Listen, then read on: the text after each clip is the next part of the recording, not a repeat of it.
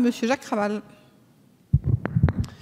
Madame la Présidente, Monsieur le Ministre, notre agriculture traverse une crise grave et vous l'avez dit cet après-midi, les réponses sont complexes, mais il y a des mesures que nous devons cesser d'encourager.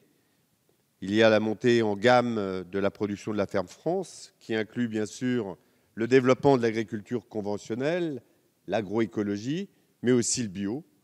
L'agriculture bio, c'est d'abord la certification d'un processus de production qui repose sur des pratiques de culture et d'élevage en phase avec les cycles naturels, excluant les entrants chimiques de synthèse, mais aussi c'est le gage de produits de qualité répondant à un cahier de charges strict.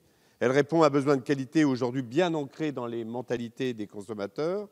C'est une filière d'avenir car elle apporte une valeur ajoutée significative. Elle permet de se démarquer de la concurrence, de se positionner sur un marché plus qualitatif. C'est une filière en forte progression, plus 10% par an, 140% en surface entre 2000 et 2010.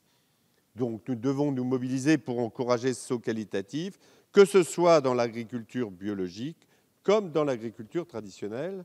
Dans un territoire que je connais bien, le sud de l'Aisne, les productions en bio sont en progression, mais elles demeurent faibles, 0,7% des surfaces cultivables.